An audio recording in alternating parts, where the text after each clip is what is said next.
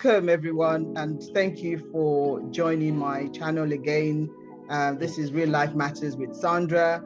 I've got here tonight an esteemed gentleman that I'm going to ask to introduce himself, our very own Yoruba land councillor, as it were. So, Councillor Lambe, over to you.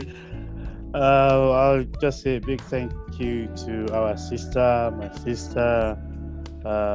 Sandra Kupola OBE, for inviting me on your program tonight. So it's a great privilege. I'm a councillor in South Bermondsey Ward, which is in London Borough of Suffolk. I've been a councillor since 2014. This is my second term, and hopefully if I go for the third time if they select me, I'll go for third time next year. Hopefully maybe this time next year, maybe I'll be a councillor again. So I'm a Labour and Cooperative Party councillor.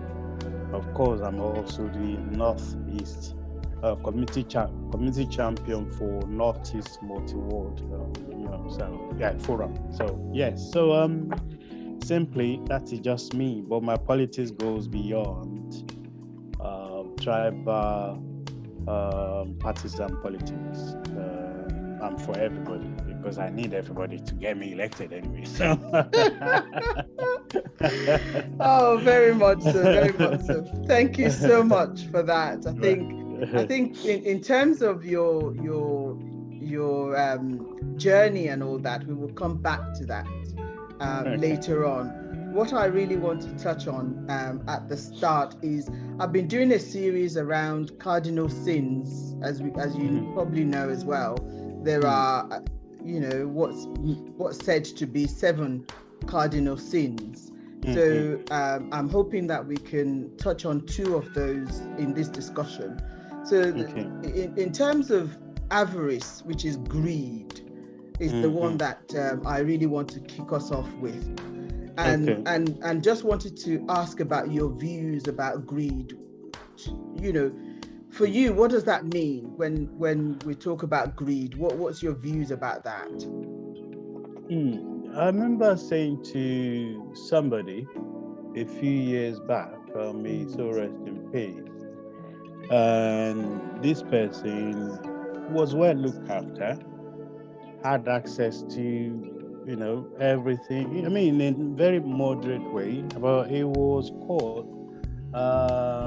like dipping his hands in the till. And I remember, actually, there were a few people sitting there, and I remember saying to that person, you are asked to go and do a sacrifice. I was using a proverbial African Yoruba metaphor, say you are asked to go and do a sacrifice. Actually, the sacrifice you do is about greed, because if you're not careful, that's what's going to kill you. As if I was a soothsayer, a few months afterwards, he did what he was not supposed to do, because I let him off. I let him off. So, you can go. May peace be with you, but you can go. But watch over greed. A few months after, he put his foot where he wasn't supposed to, and he got himself in big trouble, to the extent that he thought, well, maybe the only escape for me is to take my own life, and he did. Yes, he did. May his soul rest in peace. So you can see where greed can lead people. Another example which I also that used to guide my own life is in the Bible. As a Christian, I always try and learn some lessons from the Bible, so that at least I'll make sure I don't I learn from other people's mistakes rather than wait until I make mine. Because that's how to live life, anyway. But not everybody do that. They prefer to make their own mistake, even they still don't learn from it. Exactly, especially the younger ones these days. Yeah, So you can see there was a king, I think it was King David, who had everything. And then the only thing that was all interested in is the wife of his loyal servant. And greed and jealousy, sometimes they can be intertwined. Oh yeah, this person has this. Even though you probably have more than that, you have access to more than that, but why can I have? Okay, let me take that person's plus mine. Maybe that person actually has one, like in the case of Uriah, Bathsheba was probably, well, I think according to what we learn, was the only wife he had, a loyal servant, who ready to even lay his life on the line for him as a soldier, loyal soldier. What did David do? He took his wife. And that was not even enough. He sent him to the most dangerous war front to make sure actually, the only way I can have everything to myself by actually getting rid of you completely. So he wasn't satisfied with just taking his wife, sleeping with the wife, but he actually, make sure he got rid of him as well. And we see so many examples of that in this world. That people, they don't just want to take what you have from you. It could be somebody not just content with robbing you in your house, taking your possession, or even for the fact that you come uninvited alone is enough to make me angry. But you want to take everything that belongs to me because you think, how dare you having this? You don't even ask me why I went through to get all these things. Well, you want to take it, but not that you still kill the person. You see some instances like that, and we can see examples around the world. So greed is a very serious disease, if I could call it that. That it's we, interesting. all of us, yeah, it's need interesting. to watch. All of us need to watch. It's interesting that you said it's a disease, because that's the question I wanted to ask. Why is it that some people cannot control themselves when they are faced with the choice of taking somebody else's possession, whether it's monetary or material or human or whatever it might be? What is it that they can't stop doing it? What pushes them to do it? To be honest, I mean, I'm not an expert in human sociology or anything, but some people, it's just in their system. No matter what they have, it's never enough. Even if they have the whole world, they still want more. It's never enough for them. Whereas there are some people, they so contented with the little they have. They will even share the little they have with you, knowing that you probably have more than them. And we see so many examples of that. Even if I use another example in the Bible, where that woman, him and she and her child, the only little cups of flour or whatever, and she was ready to share that, despite the fact that as a farmer during that period, it probably won't last them long.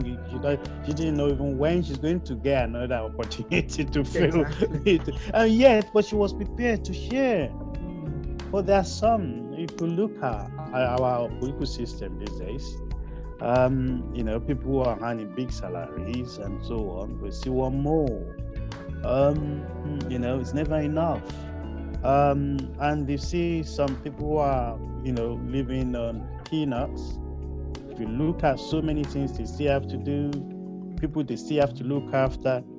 There are so many poor people, they still look after their extended family in Africa, in Asia, in the Caribbean. From the little they have, they are cleaners.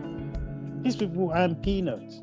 You then see the rich ones, is how they're going to buy their new yacht.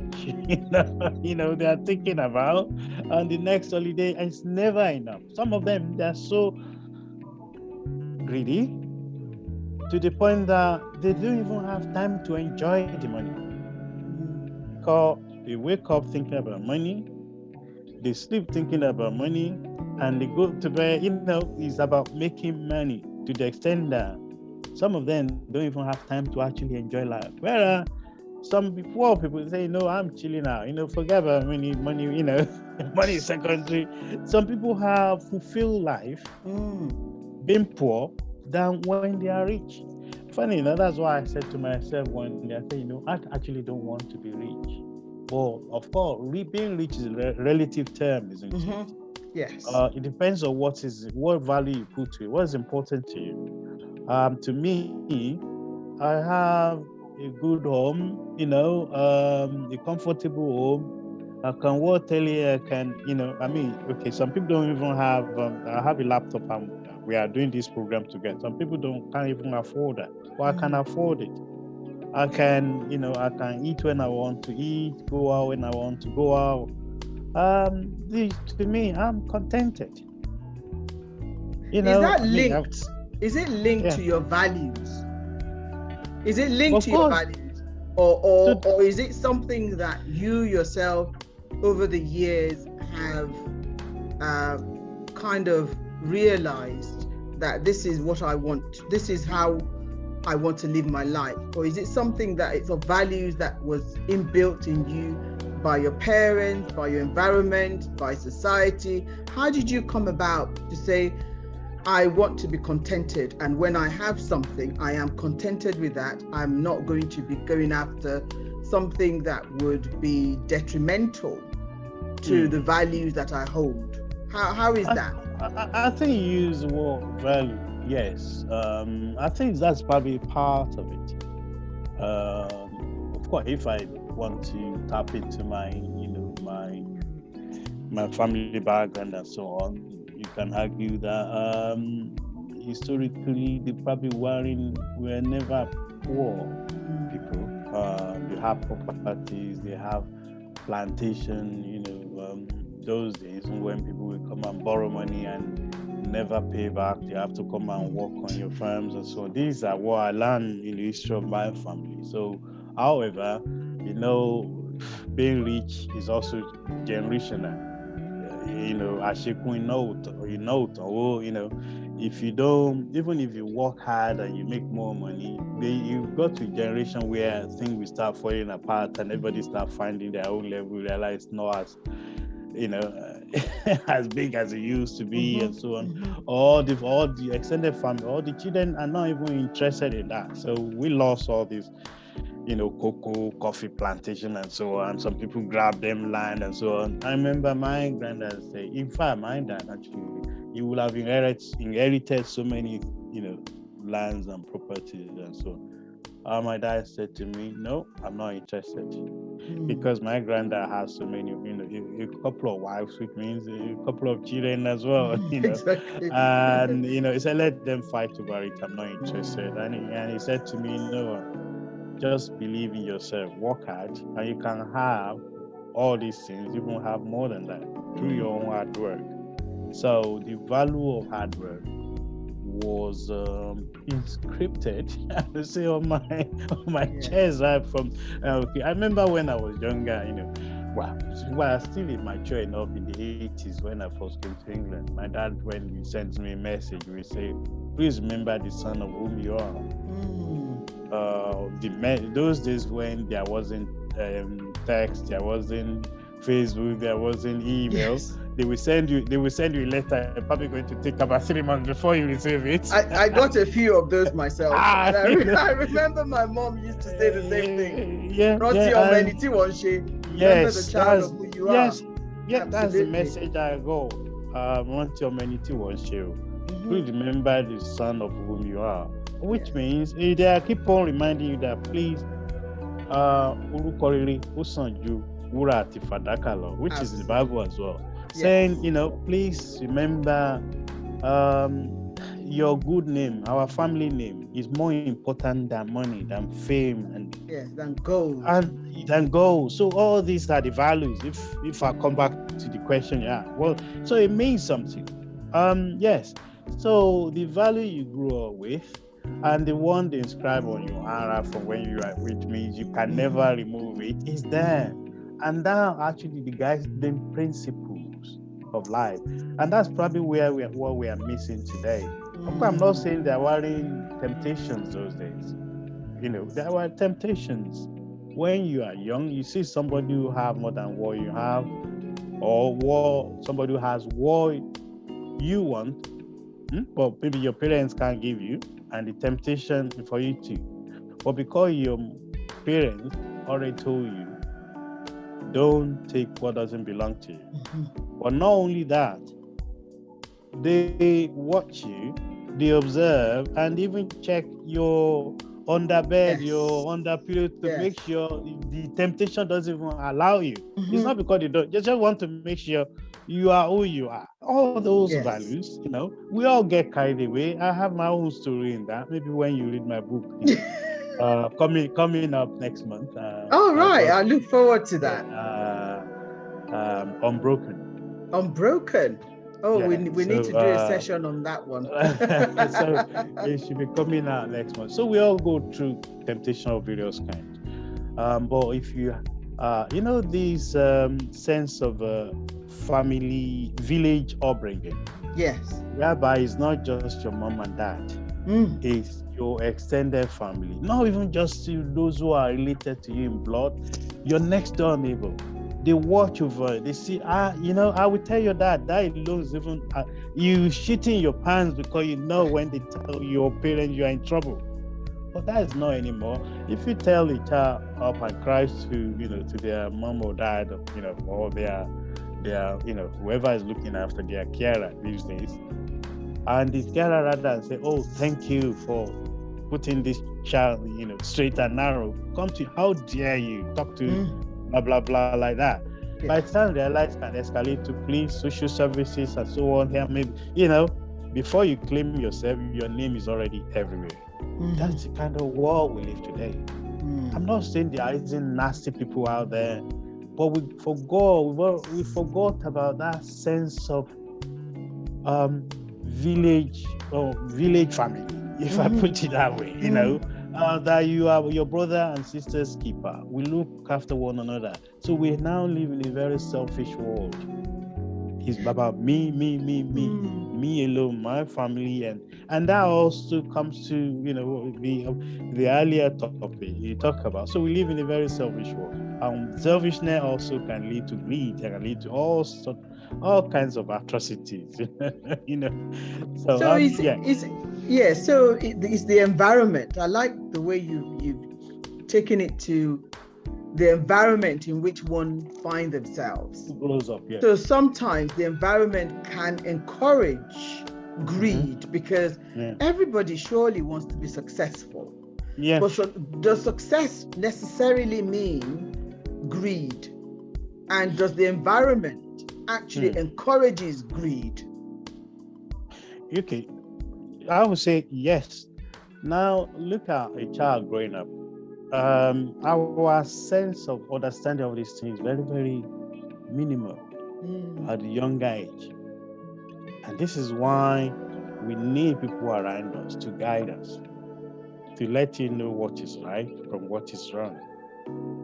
That's where that sense of integrity, you keep on growing. Because when they see, they help you to mold your life and your future gradually. And it got to a point, even, there's some psychologists that suggest that by the age of 5, 7, that's when you build your foundation, and everything else, you're just building on it. And if you miss out those formative years, the right kind of people to help you, to guide you, to mold you, if you miss it, it's very difficult. By the time you get to 10, 12, 13, it's getting too late. And God help you. And, so all these things do matter. And this is where we have dysfunctional family and so on. Of course, with some of us also experience as well. But because we had extended family, whether it's a grandfather or auntie or uncle or next door neighbor that sees you doing something wrong and they correct you, that helps to shape your future to become a responsible person. And funny enough, some years back when remember when this young boy in Peckham, Damilola Taylor, when the anniversary is coming up. Yeah, Yeah, when he died, because just a few years away. In fact, from my local church, also from where I've lived, probably live as well. And I remember after he died, and I was interviewed by BBC. The one in the, of course, they not just BBC, a few press, local people say why, because Peckham used to have a kind of nasty image. Yes, and they were, people like you, what are you doing in Peckham? I say, what do you mean by people like me? Oh, why you educated, you got job and so on. I say, well, what I learned is that if every single one of us that can afford to move out of a troubled area, move out, that area can never change. We always remain the same. But how about those young people, children growing up in that environment? If the people they only see next door are people out of jail or committing crime and so on, they probably think that's how life is. And they rely themselves, oh, I can never be anybody. But if they have a contrast, they look a few years away, they see somebody else. Actually, life doesn't have to be like that. If that person, this in this God forbidden area can make it, I can too. But that who said it's going to be easy? No. And that's what led to, if you go to sunnylambe.com, you see some of the things which I did. Okay, how can I then become an instrument of change? What can I do? And so most of the project probably associated with my name in front of that, and that's how I got involved fully in the community. Because I probably was like anybody else, just come out. Of course, I was involved in local TRA and church and so on. But then that made me think, is there more I can do? Become a school governor, and then also do projects using my professional expertise. A little bit of my own little change to do it before government start. Okay, actually, we like this project. Because sometimes you have to build that momentum before government say, actually, we want to climb on the back of this project. But it wasn't start. I didn't even think about money. So I said, okay, what can I do? And I'm going to do a little bit. Even when we apply for money, say, oh yeah, you guys don't have track record. Okay, fine. Even our qualification and everything, it doesn't matter. Okay, fine. We keep on doing it anyway because we didn't start it with money. It's not about money. So therefore, even though we thought we could do more if we get the resources. But if we don't get resources, we can't do more. But that doesn't mean we should stop because we didn't start with somebody else's money anyway. It wasn't money, it wasn't exactly. Yeah. So your success was not linked to greed. Your success was actually linked to selflessness, hard work, wanting to give back, wanting to change the environment and help those young people that find themselves in an environment which was not actually going to support them to be the best that they can be. Sense of community. Yes. So that's very important. Because we are part of that community. What community becomes, we are directly, indirectly part of that.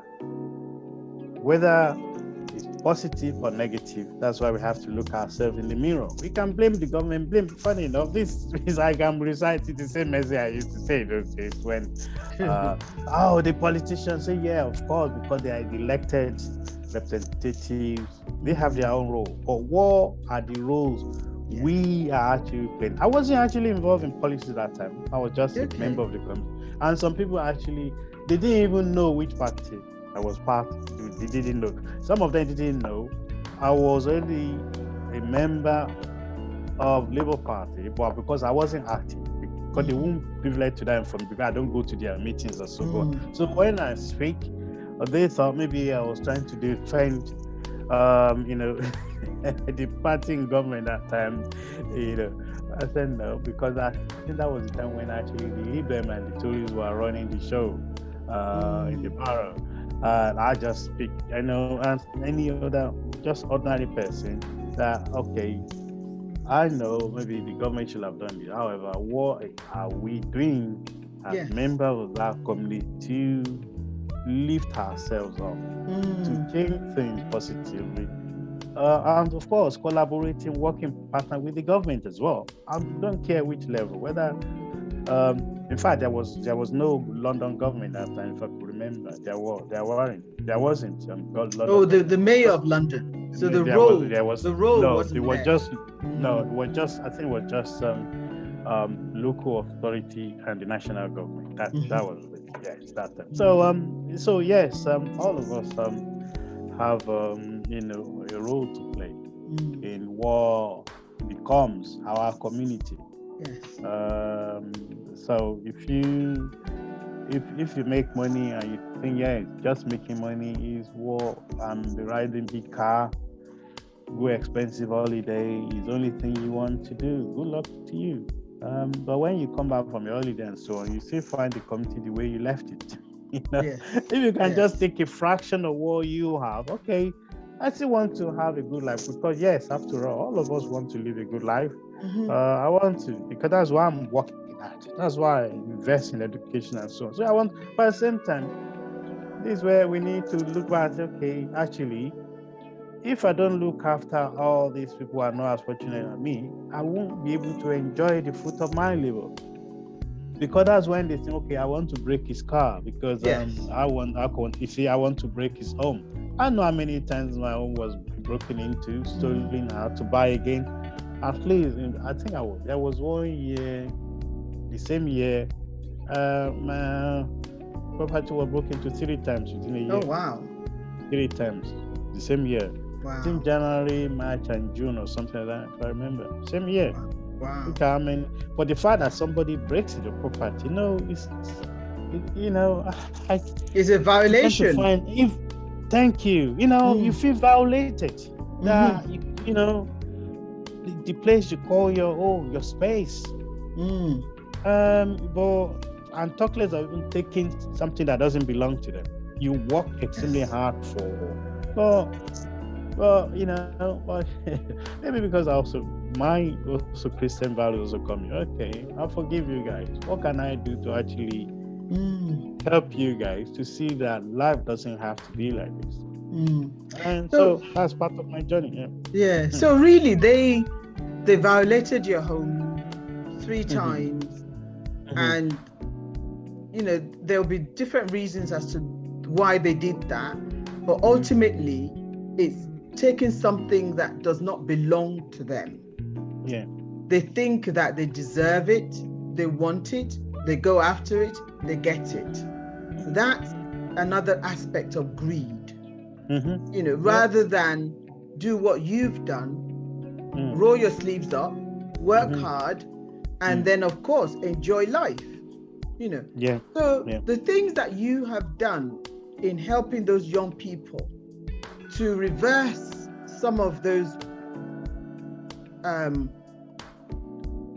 unacceptable values. Can you just tell us a little bit about that? What exactly did you do in your local area to help those young people? Well, I noticed something about some of these young people. Some of them are from single parent background. You then probe further, you find that in most cases, when I say single parents, it's always mothers. Father is not there, majority. You then find that the father is probably in prison, involved in armed robbery and so on. Now, a child brought up from that environment, and he's probably hanging around people that with similar values. And I remember my dad used to say to me, you cannot plant cocoa and harvest coffee. Absolutely not. So those children, it seems their life is now when they go to school, they probably become disruptive because they're not concentrating. Some even the mother will also with little literacy and so on that can help them, shape them, or even very busy trying to make some, go to work, combine the role of father and mother together. I've seen, even as a school governor, I see a bit of that. And okay, so what can I do? And those are the things that actually inspire me to say, you know what? I can't save the whole world, but I can make a dent. At least let me see which ones I can help. So that's why when Lord died, it's okay, I'm going to set up a youth project. So I then set up Peckham Supplementary School. All right. We used to teach Black history, drama, maths, English, and then during Black History Month, they put up performances and so on. So at least from around 3:34, these children, they have somewhere safe to be After school. And after school, then when their parents come back, they know because about 2 hours plus, so they know at least their children are there and they come and pick them. So I employ people to run it because I was also doing full-time work that time. So in order for me to be able to supervise, so policy, procedure, make sure we have everything, it's like a proper school, registering everything. Wow. Coordinator and everything. I remember I used to work in Camden that time actually. And I remember how we finished work, how we tried to start work early because that's when they were experimenting with flexible working. I mean, funny enough, those days, if government wants to start any new ideology, they will start it with Camden. So when they were experimenting with flexible working, so I took that advantage so that I know I can go to work early, so that I can finish early, so that I can come back just around early enough to meet these young people when they come in, coming in. So that because we look at health and safety, child protection. Yes. Even though I delegated or call me control freak, I just wanted to make because my reputation and everything. Exactly. So, I still have to, even though I'm not in the classroom, I'm around observing, so that if I'm available, guiding and supporting and so on. If I observe something that I know, this is how you could do it. So this is how all these things, started. And so I believe that's my own contribution to a place where I call my home. Because your home is where you find peace. Yes. Your home is where you find contentment. Some cases, your home is where you earn your living. Whether I call myself an African, I'm in Nigeria, I'm a Yoruba, I'm all Black and all this thing, but yet I'm in Britain today. I'm in Peckham.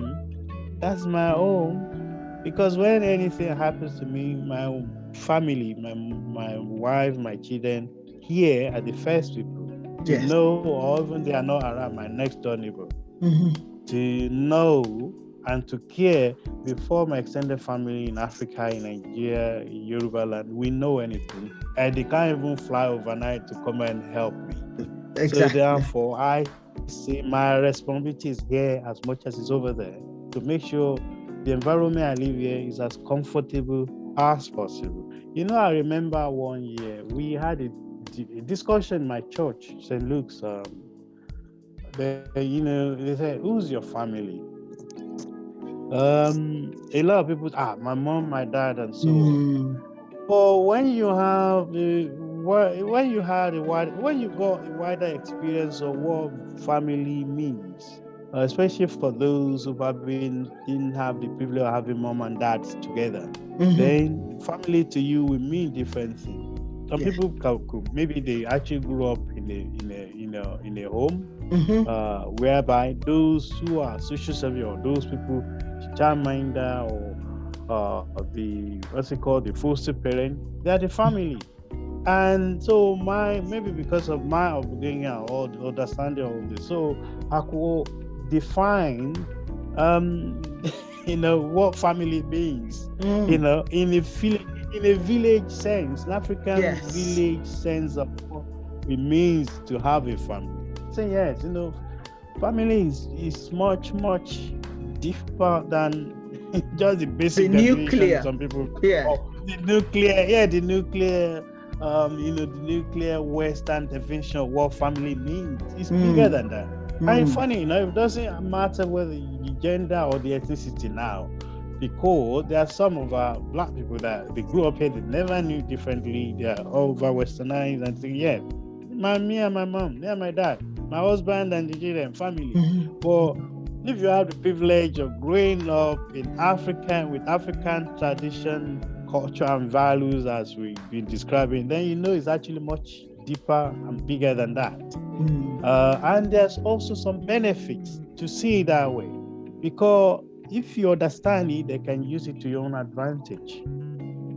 If you don't have it, you don't know it, when you are trapped in a very difficult situation, you don't know how to tap into those values. And it's very important. And that's why we need to share it every time we have a point to share it. Maybe formal and informal environment to share those values. So they are very important. Yeah. That's really interesting that you link it back to home, back to Yoruba land. I suppose in the wider sense, back to Nigeria, because those values growing up, and you touched on it a bit when you mentioned that you used to get letters like I did as well from parents saying, remember the child of whom you are, and therefore that's your guiding light, if you like, in a strange land. And I just wondered how much of those values we still practice now. And I don't mean in terms of an individual basis or personal to you right now, but more generally in Yoruba land. Do you think that we still hold those values, particularly around greed? Do we still hold it as tight as we used to? Do you feel that we're satisfied with whatever we have right now? What's your views on that? Okay, let me start with my there's a saying that you can't give what you don't have. My own foundation, the values are growing. They were inscribed on my chest so that I can see it every time I work. Therefore, when I was bringing up, thank God most of my children the youngest one was 21 recently, so they are adults in their own right. But in their formative years and so on, those are the values I was trying to pass on to them. Hard work. Be contented with what you have. When you have that principle of hard work, contentment, self-contentment, even when you are tempted, because there will be times when things will get tough for anybody, but because of values you grew up with, being implanted in you right from when you're a kid, it helps you to have that ability to control yourself, that self-control, sense of self-control. No, I can't do this. I'm not going to do this. What will my father say? What will my mother say? What will my extended family say when they hear my name in the papers, in this, that? No. Will I be happy to be associated with corruption? Will I be happy to associate with stealing, armed robbery, fraud? That puts fear in you.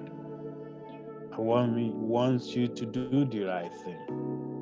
Even it's not about you anymore. It's about how the rest of the family will be tainted. Oh, look at that one. He's the father of that thief, the one that went to prison. Or is the uncle, or is it, all these things. So sometimes when we even want to get carried away, we think about those we affected. Unfortunately, we become so selfish, so self-centered, So it's about me, me, me, me. Unfortunately, the society has become that we don't think about the repercussions of every single step, every single thing we do, from the family, the friends. It's about me first. Me and I, and me and I, I and me all the time. And maybe we need to trace back a little bit if it's not too late. I don't know. And find that sense of morality back. But of course, what morals? How do you define morals? Because to everybody is different. Mm-hmm. But I still put it under moral, because when you have that sense of value, sense of dignity, then you're probably going to have that self-control you need to say, okay, actually, I can't go beyond this line. This is a red line. I can't cross it. No, I cannot steal somebody. Even as Christian, the Bible also tells us, thou shalt not steal. All these things. But you then find that, some pastors and all these people who preach to us from now to that kingdom come, are the first people to also help themselves with all the corruption and tithes and all the rest of it. So maybe, I don't know, maybe we need to start start teaching it again. But even if the institutions, the establishment don't do it, how about we parents? Unfortunately, their parents have been corrupted to the irredeemable point that it's very difficult for them, because you must say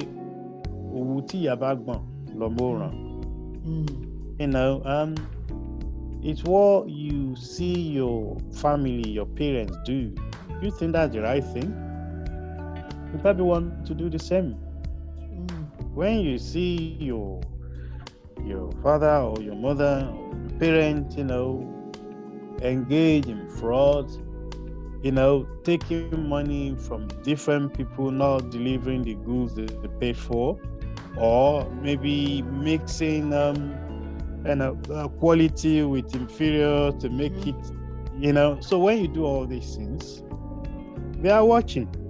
So what moral rights do I have to then control or to correct somebody else tomorrow when they already see what I'm doing as well? What I'm doing. So if I'm in government, I want to use my position to help all my friends and family and so on, whether I deserve it or not. Then what more? How can I then criticize other people? I remember somebody some time ago, this kind of mentality. I said, one, the system. This is where also the system help, because if you have systems that work, because that's probably one of the problems they have in Africa. If you have system that work, doesn't respect anybody, irrespective of your position of power and so on, then if the gate man can say, right, I'm the gate man or gate woman, security guy, I'm told not to allow anybody in. You can't say, oh, I'm Chief XYZ, don't you know me? And you push your way from back to the front of the queue. Is that a good example? Now, everybody else we do. Then if your family or friend do that, what moral right do you have to then correct other people doing it? Because you are already falling foul of that as well. So sometimes that leadership comes from the parent, from the institution, from leadership, so whether you're head of department or you head of the family, you can see how all this hierarchy, you can use it for the good of humanity. But what's important is that we as parents, I have power over that one, at least, early. These are the values. But at the same time, there are also a limit to how far you can go. Those days, the baby has to lie down and give you scratches on your bum. Exactly. Those days are gone. Those days are gone. Otherwise, you find yourself in with social services and police knocking your door in this country. Exactly. So we have to find a way that is non-violent, non-physical, verbal, but of course that even verbal, but in a very sensitive way. Because abuse is not just physical. Yeah, exactly. Even that was probably even more damaging, you know. Yes. So therefore, we have to find a balance somewhere, and a different approach that we can use to still impart these values on the younger generation. Now, if you can just wait, if you can just work hard, if you can just be patient, if you want money, you may not necessarily become multi-millionaire, but you have enough to feel comfortable. If you just wait, do what you have to do, like having quality, good education or training, and then open your mind to what kind of opportunities are there and explore them, you know, and exploit the opportunity that comes your way, and also look for opportunity you can grow from level 1 to level 2 and so on. By the time you realize you're on top of the ladder. So we also need mentoring, and this is also part of the things which I do on the sideline, whether political mentoring, business, community. You know, I do all this on daily basis, and you're wonderful. It gives you that sense of accomplishment when somebody, men, women, they say, you know what, thank you. Thank you for what? Say blah blah blah. You know, you even no matter how hard you are, like a stone, you still feel something because it's something you just do naturally. You know, you just do it because you believe it become part of you, an extension of who you are as a human being, and somebody just because you don't expect it. This is where one also learn as well. When I do something, I do it because I enjoy doing it. I'm not expecting thank you or anything in return. But at the same time, we are human beings. When somebody then say, you know what, you probably won't remember 10, 15 years ago or something like that, I was this state and you do this or that. And then they come back and say, I just want to say thank you. Or you go on the bus and the guy came on the bus, and I think I know this guy, but you can't remember.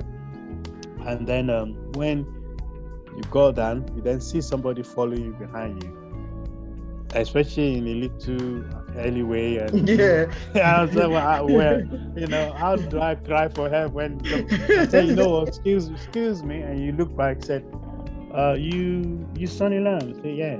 Remember so year when you are running this particular project, government project, and I just came back from prison or something like that, and then on your program you introduce something that helped me access the next opportunity, but otherwise, and my life could have, I just want to say thank you.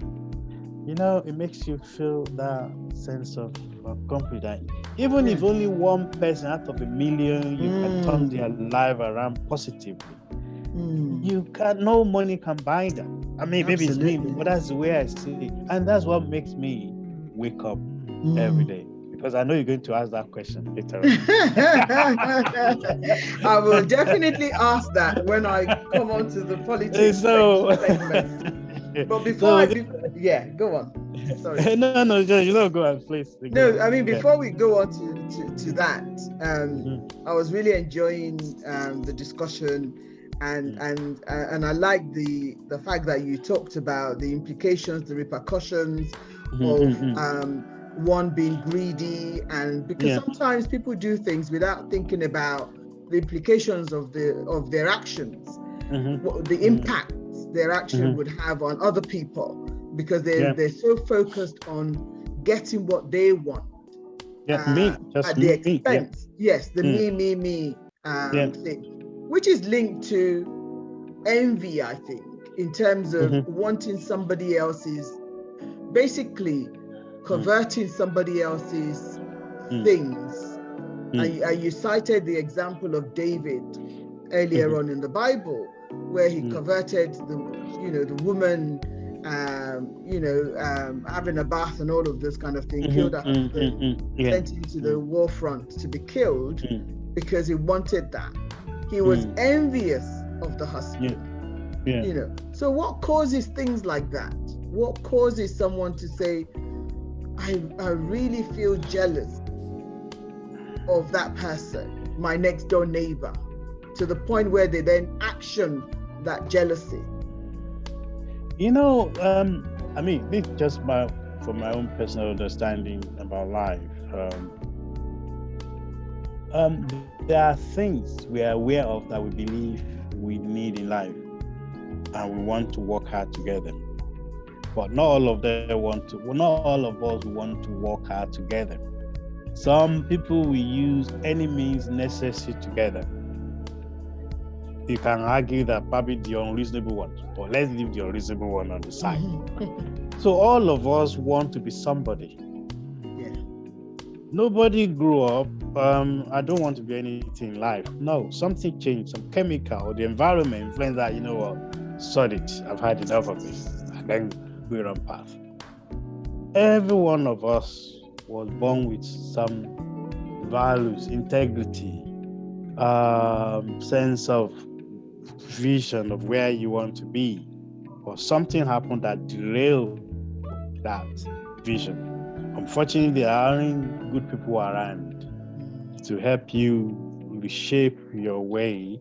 It's like you get lost, and then you turn left instead of you to go straight or turn right. And everything you are on the right is keep on going, until somebody, hang on, am I on the right place? Have I been here before? If I haven't been there before, it's the first time. But I'm sure that's not the description. Then something brings you back on the main road, or even you turn back completely to where you got it wrong and then start over again. Or if there's a shortcut, somebody can guide you, say, okay, actually, don't worry. Even though you got a little bit, but don't worry, don't go back. You can actually take the right over there, and then that will link you to a junction, and then you see what I'm saying? It's the same thing. So that helps us. Unfortunately, not everybody has that opportunity. So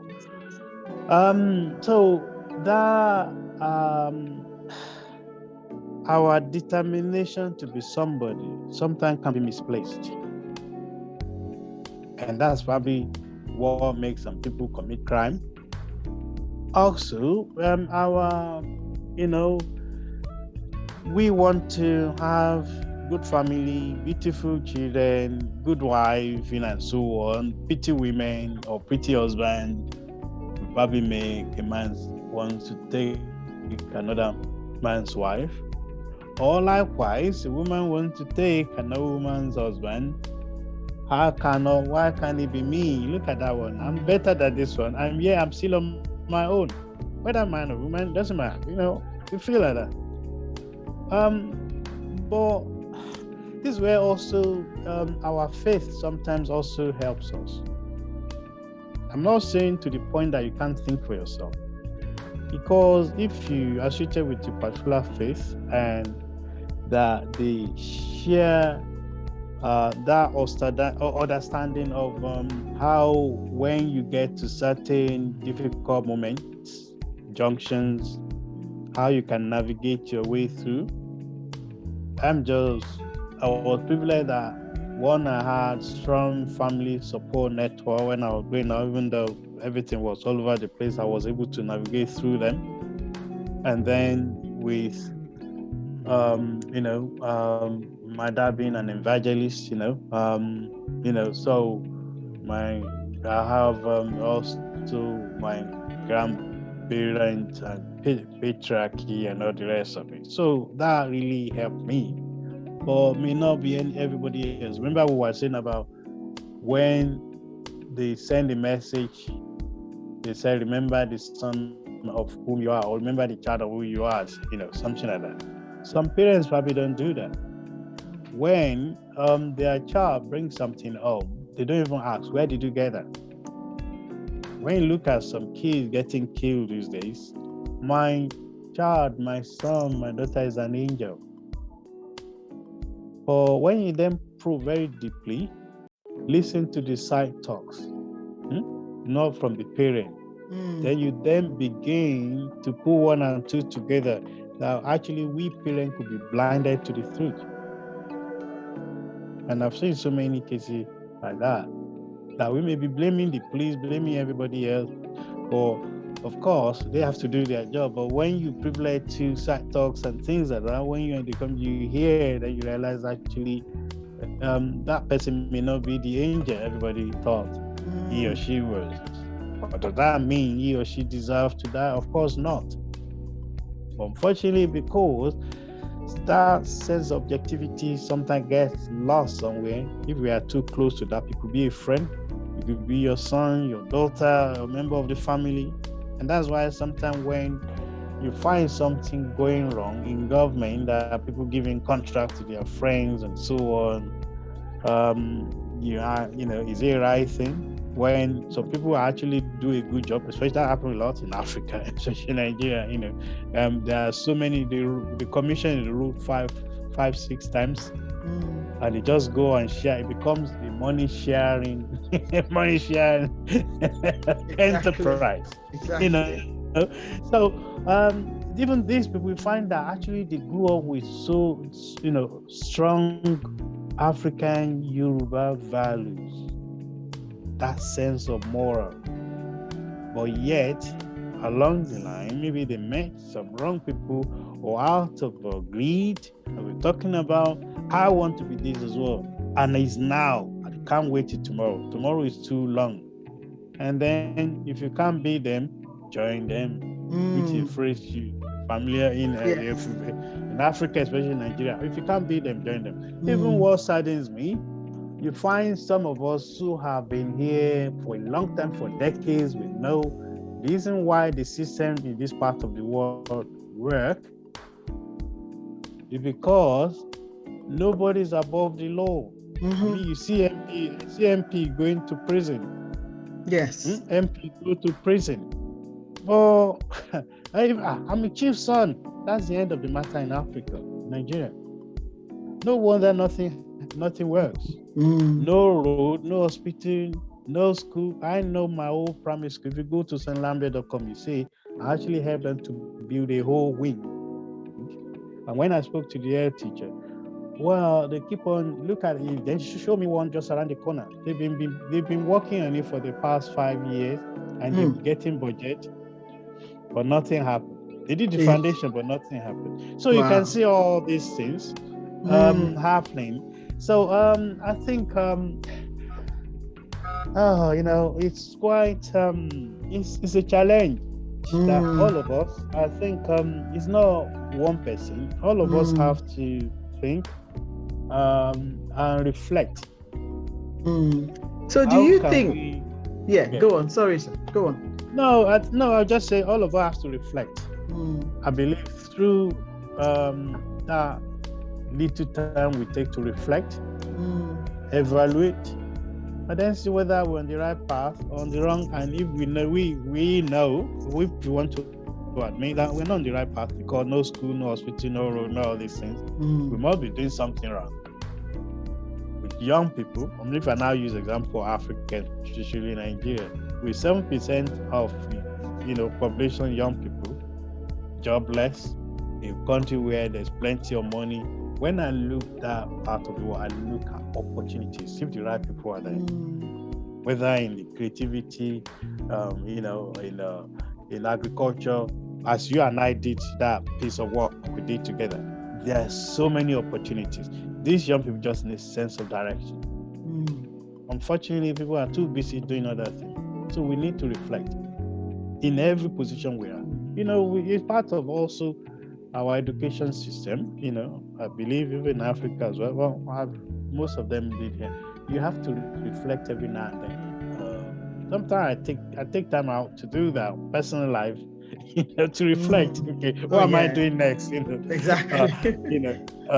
Should I be supporting this particular project or scheme, or do you even have the time for how long? So sometimes we need to do all that. Even politics. How long do I want to be in politics for? I know you're probably going to come to that later. So. Yes, I will. So what I wanted to actually ask was, do you think, in your view, that social media has created a sense of everybody, or not everybody, obviously, that's exaggeration. Most people, okay. Yes, most people want to be like the Joneses. Do you think that because social media is so accessible now to a lot of people, when you look at how other people are living their lives, people are envious of that, and because they're envious of that, they want to be like them? Well, are we blaming everything on social media? I think we cannot blame everybody for what is happening. I think it's not fair to blame everything on social. I'm not saying social media is not doesn't compound the problem, but what people tend to forget is the problem was already there. The only thing is that social media, modern technology, just help us to know more about it, because we now have channels to share that, to make more people know about it. What we are doing, that you're probably doing something SC15 before, maybe even somebody in another city doesn't even know about it. But now you have a means to let the whole world know about it, because those days, don't forget, if the national TV, original TV doesn't carry it, you probably won't get all the daily news or the local newspaper, or they don't carry it, you probably won't find it. Even when they carry it, how many people read? You get what I'm saying? So therefore, not many people will know about it. But these days, you can self-publish your own news, your own story, and I'll share it multiple times. So personally, I don't think we should blame social media for everything. I think it's unfair. However, also, this is where, this is my own perspective. Having one person controlling 2 or 3 different media channels, I think is wrong. That person actually has more power to influence government, to influence society, and that is dangerous, in my opinion. If one person controls Facebook, the same person controls is it Twitter and Instagram and so on? No. Personally, I mean, of course, the authorities know why they allow that. I don't. But personally, I don't think one person or group of persons should have such power. That's my own personal view. They, shouldn't. It may be, of course, when things are going well, we are happy. How about when it's going wrong? When they want to use for something else? See, that's where, when you look at all these abuses being suffered by women and so on, they call it the same good for people using it. And of course, they are making money out of it. So the money-making aspect becloud their sense of responsibility, their sense of judgment, their sense of objectivity. Whereas, if it's different organization, they're able to focus, because they know if they lose that source of income, that's the end. But they have multiple sources of income. They are intertwined. So therefore, how do we keep this empire together? And so to me, I think we're very simplistic if we just want to blame just the social media. Because when the car, just means the road, it's not, we don't just blame the car. How about the driver driving it?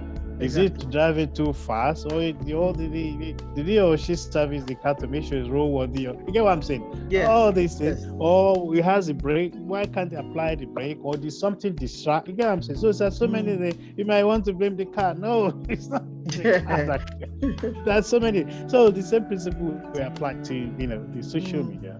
I think we should see social media of any kind as an instrument, as a tool, accessible to all of us, to share information, to share knowledge, to do all these things. Of course, some people do it to damage. Then what policy should we have in place to make sure those excesses can be curbed?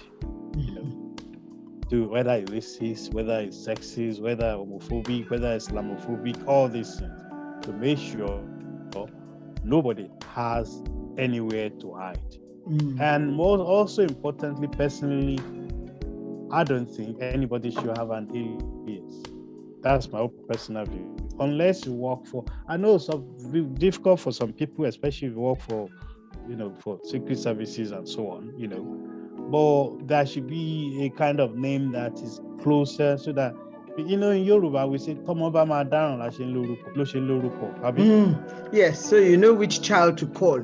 If a child commits a crime, if he has a name, you can say, oh, XYZ name. That's Yes. or if he doesn't have a name, look how many children in the village. So therefore, personally, I don't think if you want to use whether a Facebook, whether a Twitter, whatever one, you have to have a real name. Otherwise, we are not going to open it for you. It's as simple as that.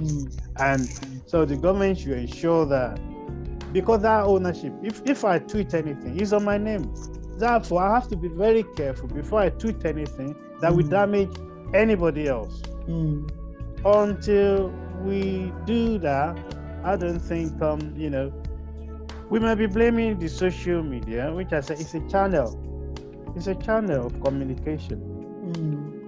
It's a channel. So some people control that engine, that channel. And then there needs to be, there have to be conditions attached to using that road. Either you pay a toll, before you cross that road, or before you put your car on it, you have to have license plates, has to be insured, has to have MOT, if I can use that analogy. So it's the same principle should apply, in my opinion. And the job of government will be done for that. They can consider something other more important. But every day, look how long this has been going on. To me, it's wow. Anyway, I believe people there know better, especially the minister for culture and media and so on. I believe they know better, but personally, I don't think it's working, and they need to do something. That's my personal opinion. I'm not representing a political party. I'm speaking as Sunny Lambe. Please, I want to register that. Thank you so much. That brings us to the close of the Cardinal Sins segment. Yeah. So I just want to pause for a few minutes, and then we'll go on to, because I'm conscious of time. No, you can go on if you want to cover a few things. So I want to go on to talking about your journey through politics and that, knowing that you're a councillor. And once again, thank you for coming on my channel, and thank you for agreeing to chat to me about this. This is really important, I think, for people to hear, and hopefully would encourage our young people. And I know you've done quite a lot of work with young people in the area that you live and work and serve. So I want to hear more about that. So what made you go into politics?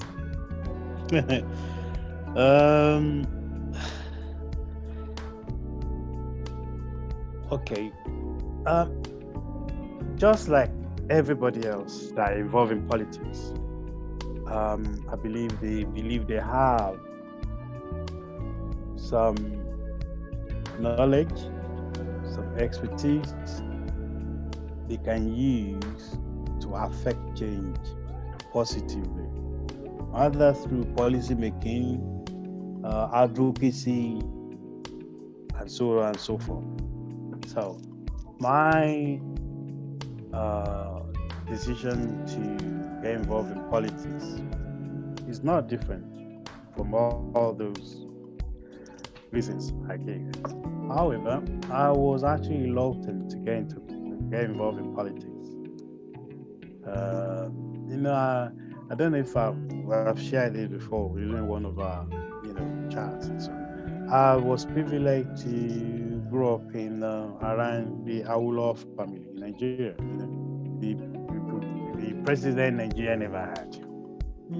And I saw in 1979 election and 1983 election, and I saw how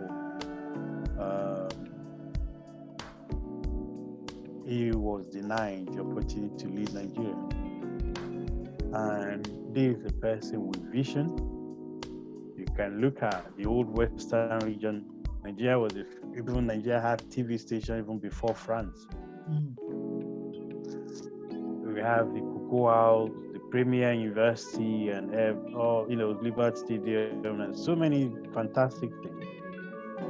Even most of us who are born either born in the 50s or 60s, the education, the knowledge you gain, and so on is through the policies of this old man.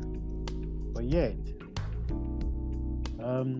he was not allowed to get to the top. I read the masters of history, well led to all that. But as a young person growing up, it made me wonder whether politics for honest people, politics for people who actually want to serve and transform the lives of their own people, ordinary people. So I was learning all about that growing up, and that put me off politics completely. And because, I was late daughter, Chief Mrs. Omoto, actually my godmother. So that put me off politics. Funny enough, she was also the one who encouraged me to go into politics. And I remember in 2013, and she was in London, and we went to Liverpool Street. She bought a few things. We went to West End. I was, because I was driving, and then on our way to Hertfordshire, where the daughter lives, and she said, "Oh, Sunny, why are you not involved in politics?" I said, "Mommy, I'm not interested in politics, Jerry, because I know what Papa went through. I was writing to Papa Ulo now, and I want to be me, and I don't believe politics for somebody who wants to do that. So let them just do what they are doing. I will continue to do my community work as I've been doing, for about a decade or so now. I'll continue to do that. So I'm happy at least. I believe I'm not in anybody's way." And she said, "Well, I think I can understand, but and she said, when God wants to use you, can use you in anywhere. Even when you look at Joseph in the Bible, when even you can argue that his own family, sold him out, out of jealousy, as we were talking about earlier, and then and they sold him away. But what happened? He then became the governor, in Egypt, isn't it? And then he was actually saved his family, and when they were all facing all these things. So therefore, if God wants to use you, He will use you anyway. But my advice to you is, maybe you are in UK, you're not in Nigeria. Maybe you shouldn't go into Nigeria politics, because we know it's dirty. But here, even though it's not 100% clean, but at least it's decent enough for your own kind of thinking to flourish. And so, and a few months after, then I was invited by the Labour Party. Not just me, everybody got invited, said they're going to do open selection and so on. Anybody that's interested should, express their interest. So I expressed an interest, and then I thought, because I was in Peckham, I was naive, I didn't really, to be honest, I didn't really spend time to understand how the machine works. Don't forget, I joined the Labour Party in 1999.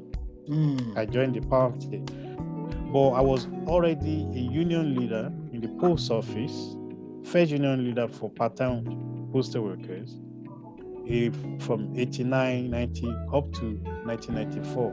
when I then finished my studies as well. I then left post. So I was already in the movement representing people, advocacy and things like that. But I didn't want to get involved in party politics. But I joined them in 1999, but I was never actively involved until 2013 when I then expressed an interest. So I just thought, let me join the Puku movement. But I didn't want to be anything other than just be a member. And then after having that conversation with my godmother, so okay, let me try then. And then now I would say I was naive. I thought, yes, because I was doing something in the community, everybody should know me. Of course, they know you. Actually, they want to also compete with you as well. Yes. So the Peckham where most people knew me, still know me very well. I was not selected there. Wow. So the next door ward where I thought, okay, that's a sizable number of people. I was not selected there again. To cut a long story short, it was the fourth ward where I was, because some people will nominate you in different wards, if they look at your CV and so on. So I was nominated, and it was South Bermondsey. And South Bermondsey, gosh, this is an area, if I want to be honest, is an area was so challenging those days with Millwall and all the rest of it. Yes. Not many people like me wanted to live there, talk less of representing them. So I was like, gosh, Then that's where I was selected. But this funny thing, prior to that, I was already a governor at Bermondsey Girls, Harris Girls. For many years. I was also governor at Suffolk College, which is in Bermondsey in the middle. As well. Now, apart from all the things I was doing in the community, TRA and so on, all the projects I was doing. So therefore, people from that area, black, white, they all knew me. So when I was selected and I knocked on the door, they said, okay, it's you. Oh, Sunny, what are you doing here? You are the candidate. Okay, we don't like your party, but we vote for you. Okay. Yeah. So, and then my colleagues and I, we worked extremely hard. Labour had not won there for 32 years when I was selected. Amazing. 1982 was the last time. Wow. 1982 was the last time Labour won a single seat out of the three in that ward. Well done. So we took all the three seats in 2014, and then in 2018, I had a little bit of challenges being reselected again. I thought it should be automatic again because I worked so hard. Yes. We got a ward that they never won before. So I was naive, not realizing that I should keep my mouth shut. Just put your, because when the way politics works sometimes, it's not that you are so knowledgeable about so many things. The way party politics works is a different thing. You may be a master in your own right, but within the system, you're actually an apprentice. You can't. I had to learn that in a very hard way. I almost got deselected. I had to fight appeal before I was actually put back on the list to compete. Wow. In 2018, that was 2017 the selection again. Then in 2018 election, then I was elected again, and to go big deal, I actually came first overall in my ward in 2018, despite all the challenge. Yeah, because what happened is when people know you and you black, white, they can relate to you, listen to you, you understand them, and because they can see to you whether you actually believe them and you want to represent them and you're working for them, you can see in their faces. And then when they test you, they realize, yes, even some of them, I don't even, oh, you Sunny Lambe, oh yeah, I can remember you now. And these are white people, and this is an area I didn't want to live some years back.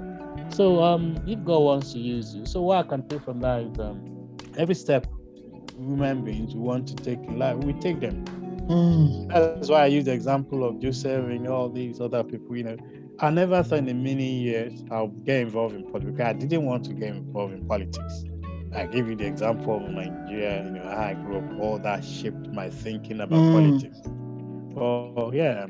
So therefore, yes, that's my experience. I didn't plan to be a politician, but politics look for me. And I believe as long as God says I have a role to play in the transformation of the community I call home, in the UK, in several, anywhere, even around the world, including where I was born. If one day God says, yes, we have this role for you. Because one thing, I never say no to challenge, because my whole life is full of challenges from day one. Challenges of various kinds. So therefore, yes, I'm always ready for challenges. Give us an example of one challenge as a councillor that your biggest challenge to date as a councillor that you're able to share.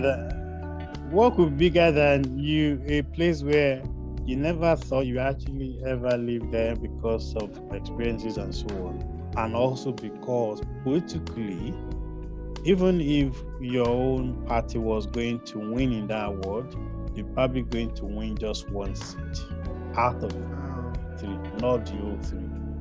And then statistically, where you have men and women candidates, you actually you tend to get more votes for women than men. Of both genders, they will give the vote to, for whatever reason, maybe all this expert we can explain why, but this is what I found out. And then to get elected and to get re-elected again, despite all the challenges faced, with the first selection and then the selection, and then, to God be the glory. Well, could be more challenging than that. Of course, even in personal life, I don't know if I've mentioned it before. I wouldn't even have been able to speak in English because I didn't start learning English at the age of 14. So you can see. So and I'm here today. If you see all the letters after my name, people thought, have you been studying most of your life? Just laugh. I said no. Trust me, all those letters. And thank God they were all from the UK. You can't say maybe I bought them online or anything. You can Google and find out from British from British institutions. And I was even privileged to had Oxford, to read. I can say it. I've never thought in my life I even can add Oxford to my name. These are for rich, privileged people. So, or MBA, all these letters after my name. If I look back, I didn't even have time to even think that actually I've covered a lot of miles, because sometimes you don't have time to actually look back and say, actually, if I look back, we actually cover a lot of miles. You don't have time because you keep on running until you're like, hang on, I've actually got to the end. Oh, I'm still, you're all still these going. Things, you still going. So, yes, I'll just like a rich person that spend most of his or her time just trying to make money, to make money. I beg you, spend some time to enjoy it too. Exactly. Just the time to enjoy it, or you give me some of itself. Exactly. So what would you say your typical day as a councillor is? From when you get up in the morning to when you hit the bed in the evening? It depends on when I go to bed, because sometimes I'm a night owl, I sleep late. But if I don't have early morning meeting, I may not wake up until about 8:30, 9. Just even though my eyes may be open, but I just try and lie down. Then once I say yes till day starts, I may not even have time to even make myself a cup of tea, talk less or eat it. and I probably only eat once or twice a day, and I do some work. So as a counselor now, um, I look at how many cases, either they email it to me or they phone me that I need to phone back. We phone them back. Maybe they miss me or so on. I call them. Okay, I miss. They explain to what the case is. If it's something I can do immediately, okay, I'll do it. If something they need to send more information to me, and so I do all that. Sometimes I could do that for hours. Even sometimes 3-4 hours. Because when I'm going to do case for, it's okay today from 10, 11 up to 2 o'clock, 3 o'clock, I'm going to do casework and start doing them. But sometimes when there are so many meetings, so much happening, I don't have time, because I also apply my own professional principle. I don't want to keep people just waiting for too long. Because don't forget, if it doesn't leave my desk as soon as possible, realizing that the way government work, they probably say they will respond within 10 working days, and that's 2 weeks already gone. Yeah. Imagine if it takes 10 days before it leaves my desk, which means it will take a month even before somebody acknowledges. You see, this is why I see. Therefore, how quickly can I get off my own desk? So I try to make sure I do that within 24 hours, so that it's in the council officers' Dropbox or whatever, so that it's there with them. And they're so good, they will send me an acknowledgement saying we receive it. At least I get that, within a few hours or the following day. At least they got that to start counting.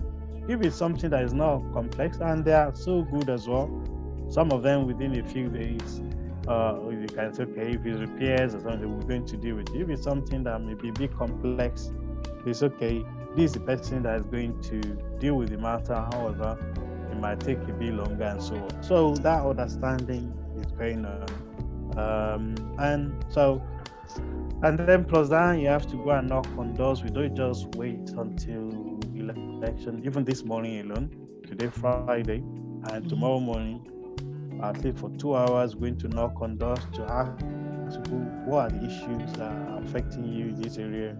Sometimes they say it could be antisocial, it could be people selling drugs or all these things around the area that is not pleasant for their children to look at, or dog fouling and all these issues. We have opportunity to tell you there and there, because some people, they are suffering, but they know, probably because they don't have the contact and they're not going to go on council website to get the details. So only when you knock on the door, oh, thank God you are here. This is the issue. When people sometimes, when they then start telling you this, we spend, even with one person, they end up spending about 20-30 minutes with that person. If you even say to them to send it, you realize they're not going to send it. And then it's better you just get as much information as possible there, so that I can go on the system. So you end up doing casework there. So, and then you don't forget, you need to attend council meetings. You need to attend committee meetings. And then plus, if you are chairing this or chairing that, which is, at least I'm involved if you're licensing or social care or housing or all these things, you have to be on a few committees and so on. Plus, if some people can't attend, you cover for them. If you cover for them, you find people who can cover for you another time as well. So all these things. So I remember when they asked us to do a survey, at least if you want to do a good job as a councillor, talk less being London Assembly member or MP, you cannot spend less than 25 to 30 hours a week. Seriously. Wow, that's full time basically. If you really want to do a good job, I'm telling you. Because don't forget, attending your own party meeting is part of that. Because the party also, we call the group meetings. The party, we organize their own meetings whereby we brief us on certain things that happen either within the party or something we should be aware of, or new policy that might be coming to light. So you because it's part of all that, and you cannot afford not to be part of it because you have a contractual obligation to be, to do that. Because all these things, how many meetings you attend in a year? If you go on several website now, my first term as a councillor, I didn't miss a single meeting. One they said, I'm actually, when I checked, what happens that was a type of error which was corrected at another meeting. So I didn't miss. I didn't miss throughout that. Of course, my second term now, the term I am now, until May next year, because now you establish, you know how to work things better, you can be relaxed and so on. At least I can say, at least I probably won't score less than 85 to 90% or more than that. So, and if you score over 90%, even 80%, and you are in A group, isn't it? I suppose so. But how does one how does one then hold down a job with being a councillor? Or do you have to forgo a day job, as it were, to do the councillor work properly, as you said? Because I mean, if you're spending if you're doing about 25 to 30 hours a week on the councillor job, there is no time to do anything else. And that's why you probably see some people who, that's why I'm saying it depends on individual. There are meetings, don't forget that as community group and so on, they will invite you to come and do and support them. I didn't even count all that. I didn't even count all of that. That we just want, especially in the African community, they just want to see their councillor there, their political person there. We like to see chief. Chief is here, even though I don't see myself there, but since I can understand why they want to that sense of association, they want, so it's very important to them, that affinity is very important to them. So so they will invite you to all these things, and even weekend. But one thing I say to people, at least, give me Sunday, because that's my contract with my family. Unless exception, in a very exceptional circumstances, that I may attend something on Sunday, but very rarely I try to, even just to wind down. The only time I go to church, even church holidays, they take half of that Sunday, because you don't finish until about 11:30, 12. Even if there's something function going on, you spend another hour, or if you are somebody that also involved in so many like men's forum and things like that, some meetings, probably won't get home until about 1 or something. That day is already gone as well. So by the time you come home and eat, relax, Monday is already knocking on the door. But coming back to the question you asked, personally, I think being a representative and you want to do a great job is extremely demanding. Whether it's a local councillor, whether it's a long assembly member or an MP. If you are, it just sad that Sir Amos that died. He just sad that poor man, bless his soul. And you can hear from what people are saying about him. A community MP. Yes, that's what we hear about a community MP. He or she is always there helping people, and that's what they elect you for. Yes. I'm not saying every MP is that. Because where some people may see just another job, which means those people are probably technocratic. It's about the human side. Everyone is different. Maybe that's why they call me Sunny. I'm very sunny. I'm always lively, and we remember this morning when I was in the blue and said, "Where is the sun?" I said, "Well, we are out of Europe. We need to grow our own food. What do you need to grow our own food? You need the sun and you need the rain. If you have too much of one, it's going to affect the other. And it's going to affect the crop. So this is maybe because of my I'm different. I'm a community person. I love being among people. in different committee. However, not everybody is blessed with that. But at the same time, you are elected to represent people. Even if you can't crack jokes or go to functions and so on, if you are available to do casework, to listen to, because that's why you are elected.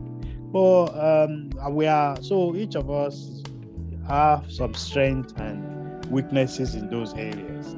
And then it is also good if you are from the same party and you are in the same work, you complement one another. And that's what we do in my work, for instance. In certain area, I complement, certain area, they complement me, because so that's how we work as a team. So do you go around together then as a team?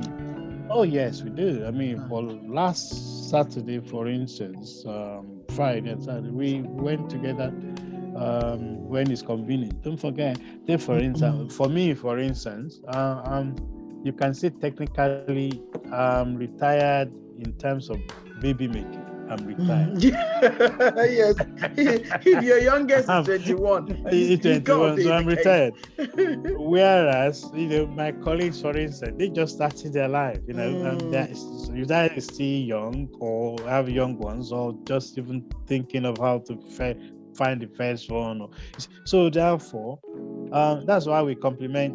And the same thing happens in other groups as well, other worlds as well, because we have a very that very diverse kind of way of doing things, and that diversity is very important, and that shared understanding is extremely that those dynamics, you can blend them together to become a strong team together. And so it's extremely important. That's why it's always good, especially for me, for council, whereas for MPs different. MPs has a completely the whole constituency. But of course, what they do cleverly, some of them also work with us as well. So we are the road sweepers.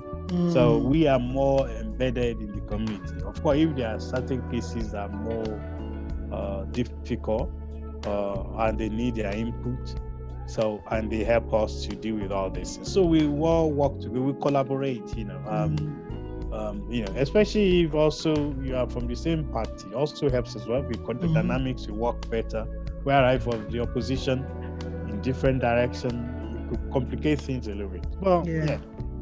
So being a councillor, you want to do a good job, you have to ask yourself, because there are some people who started when there was no even a penny paid for to be a councillor. They pay you allowance, out of pocket and so on. But at least for about a decade or more now, if I can remember, they actually introduce payment for at least no matter how small, at least stipend. It's a stipend, really. Stipend, yeah.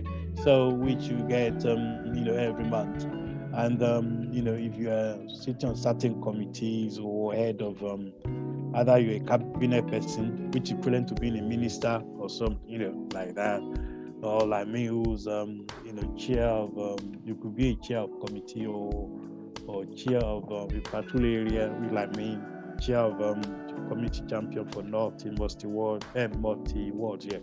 You get maybe a little extra on top for that responsibility and so on. So yes, all that. By the time you do all that, yes, trust me, you're a complete wreck at the end of the week. If you really want to, that's the truth. If you really want to do a great job, so I think the motivation is probably if you genuinely want to represent people, you find the energy somewhere to do all these things. Absolutely. Find it, because, and if you do that, you get that sense of accomplishment at the end of it. If you remember what I said before, you find somebody on the street, they call you, Councillor Sunny or Councillor Lambe, oh, thank you for that, that case, I'm really, really grateful. Or they want to move to another place for whatever reason, you help them. I remember one particular, in my first term, I remember we were in the blues, with my colleagues, I think about 20 or 30 of us, and this white guy just came, big and so on. He just walked past through everybody and came straight to me. And he said, yeah, he grabbed my hand, strong. He said, thank you, Sonny. You know, because I can remember, even I probably wouldn't recognize him on the street anymore, but that particular occasion, because all my colleagues, they said, we thought he was going to attack you and we want to form a circle around you. But don't forget, that means many black faces around. So, and he said, he said, thank you. I just want to say thank you. I know when you look at, and then I explained to them later. No, and other people.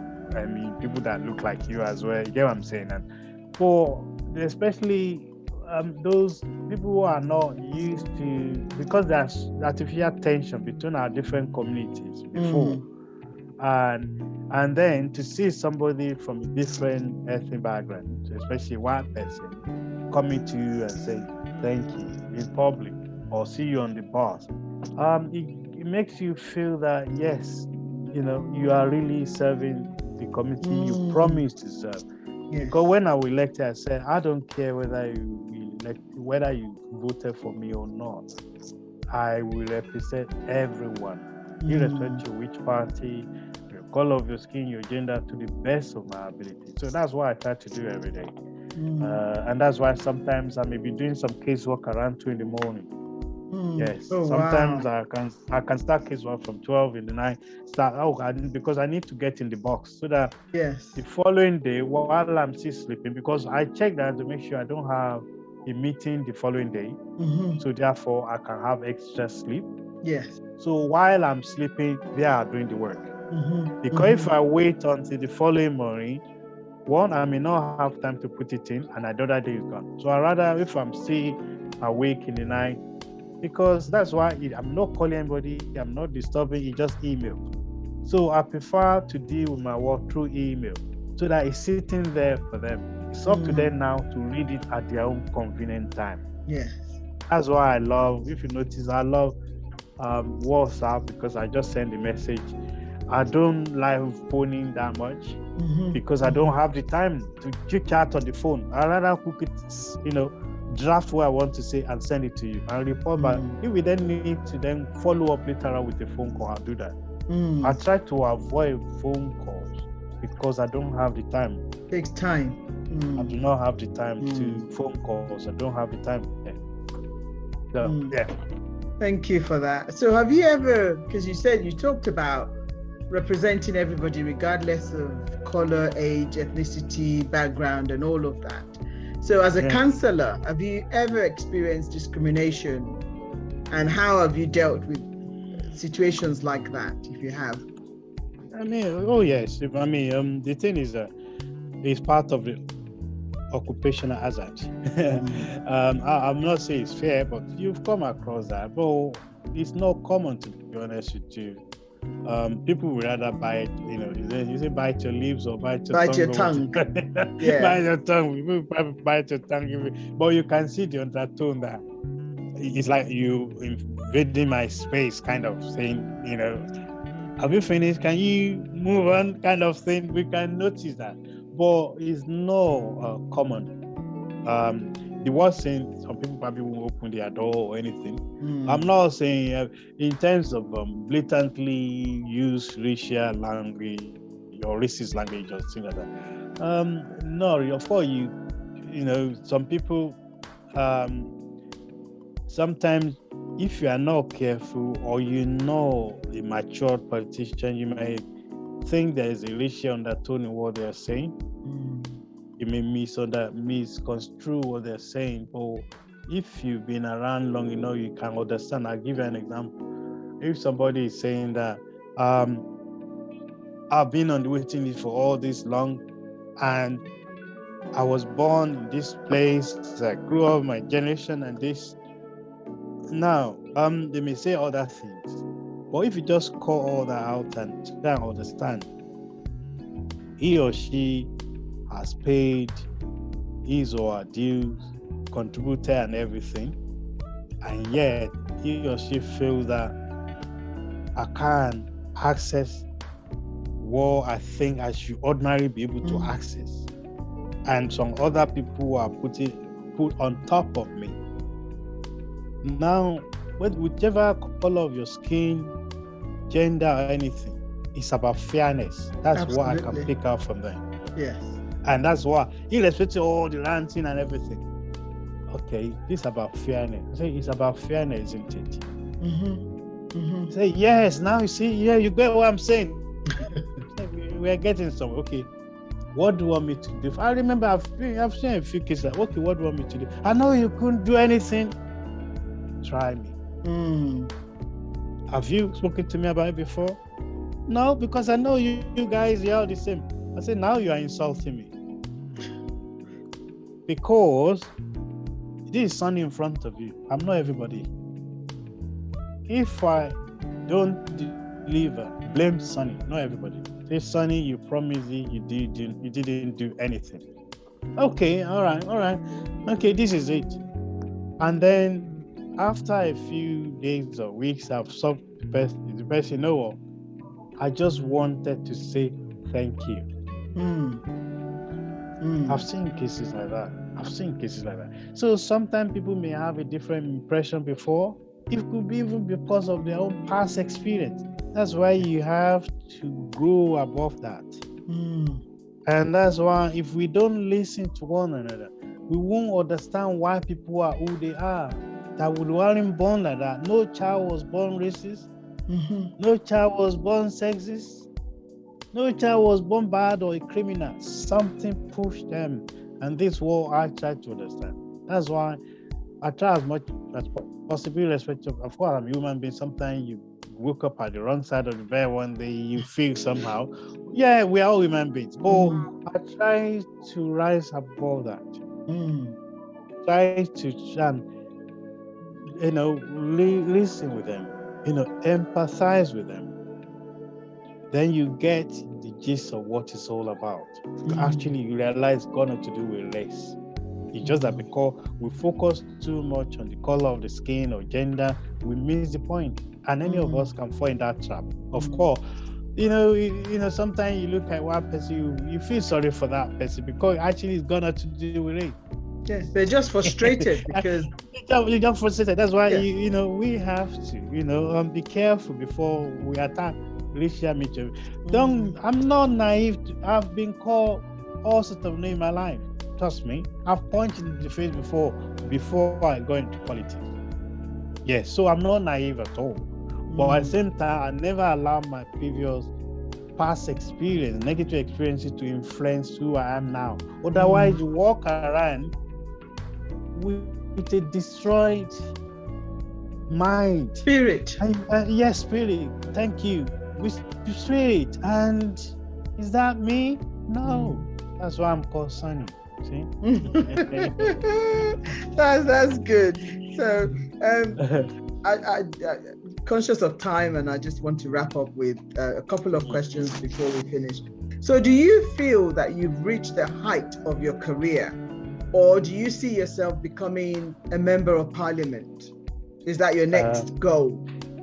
If you remember my coded word earlier, I said after discussion with my godmother and so on,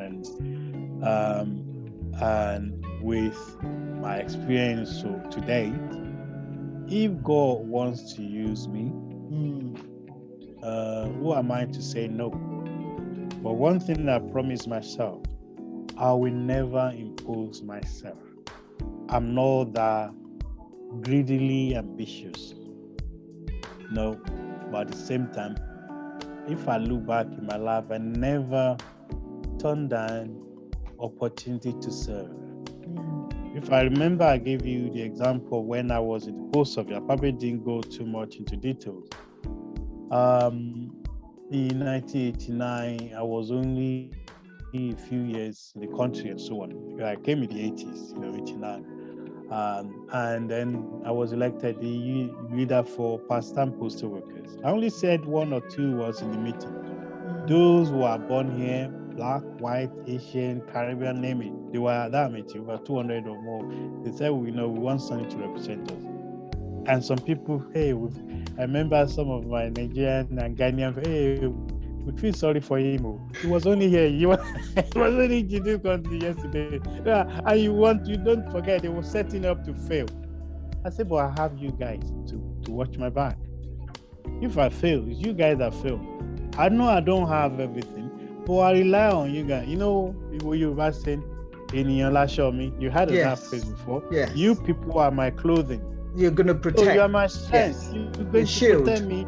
Yeah, you shield me. I don't say I have all the answers, but you are the answers. You are my strength. So if I need help, I believe I can rely on you, because we have to do this together. And we achieve so many successes together. So the same principle applies. So if, I never said no. Of course I knew, but I wonder, I always ask myself this: why me? All these people.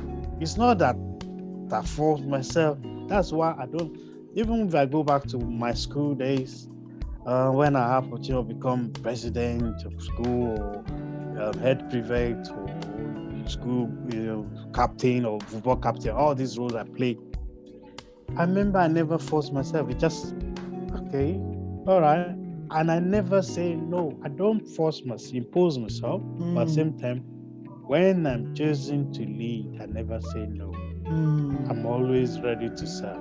And I say yes, not because of ego to say I've done this, no, but because I believe if God wants to use me, we are all blessed with different gifts.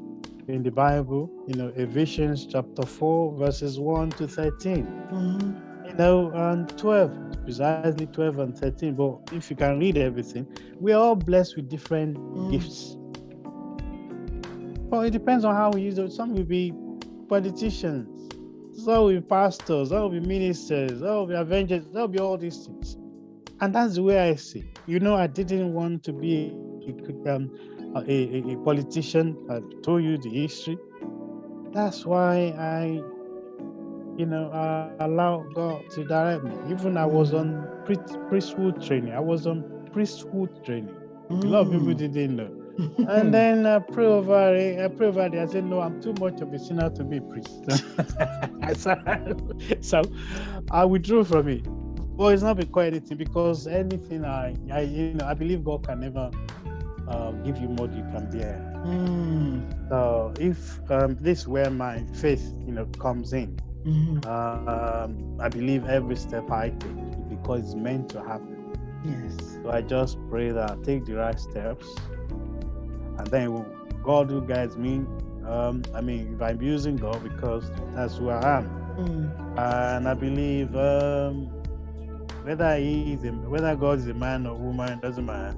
I just believe I'm not going to be left on my own. He's always guiding me. And so if I find myself in any position, so coming back to your question, yes, if I find myself in any position tomorrow beyond what I am now, I put myself forward to be for London Assembly, even for Bexley and Bexley and Bromley? Bexley and Bromley. Of course, I wasn't selected as a candidate, even though it was quite a very tall order, to be honest with you, because it's a strong conservative area. It is. It has been. So if I'm selected as a candidate in a winnable seat tomorrow, because of my age as well, I need to look at that, because I want to still enjoy life, travel world. I don't want to work. I want to serve at the same time. I want to enjoy life as well, because I don't want to be in a position where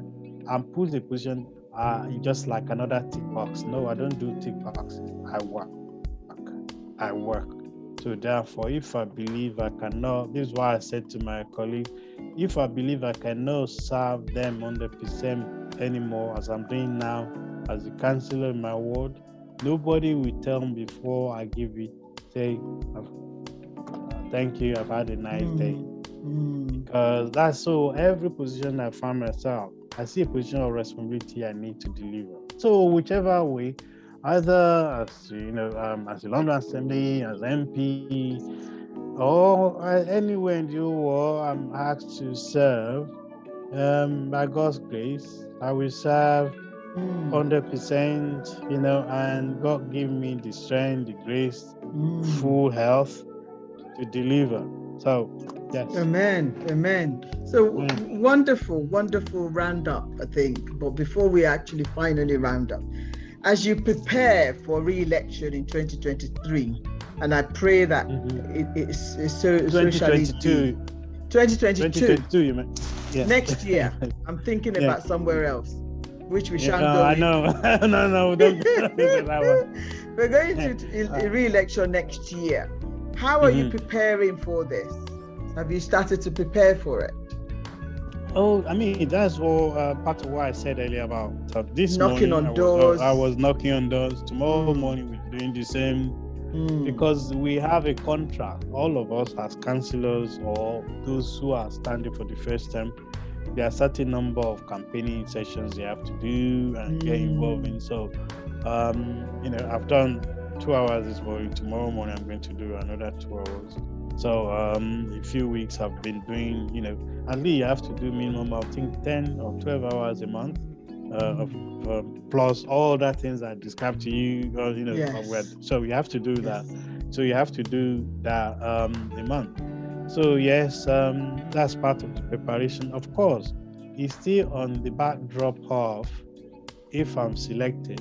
Because you see, I don't think I'm not complacent because if I look at what I went through in 2017, when I thought, we won, we won a marginal, even non-marginal seat, and then we won it, so it should be easy. But it was never easy at all. We have to go through some challenging selection process before I could even stand again. So therefore, I'm not naive. I'm not complacent at all. So everything I work, and the thing is that I'm used to that because you had nothing. As I told you, my education, my everything. I've had to work extremely hard for everything in my life. So nothing fell on my lap. So that's why I don't take anything for granted. I'm fighting to make sure I get selected, again, and prove that, you got to choose me because I'm working hard, continue to work hard. In Yoruba we say, even the Bible, when you some people who are given certain blessing, some of them think it's too small. They don't want to work hard. Do nothing with it. To do nothing with it. So, and some people say, even this little I can even multiply, and then they get more blessing. So I'm going to use the same people say, listen, you see how I'm even going to work harder. So that makes you select me. Then even when you then select me, I'm then going to say to the electorate, remember you gave me the mandate twice. Now give me the third one. Not third time like Obasanjo, but now on this side of the world, I'm going to work hard for everybody. So then, of course, that's election. But you need to face the first order first, which is the selection, which is internal within my own party machine. Hopefully they select me again. Then when they then select me, then with my colleagues, then we work hard to make sure we, as a strong team, to also win in next year election as well. By God's grace. So so we're going to make sure we win again next year. Yeah. I wish you all the very best, Councillor Sunny Lambe. Thank you ever so much for just coming on my channel, and I look forward to your book, The Unbroken, coming out next month. Did you say? Well, at least they work. It depends on the publishers. Yeah.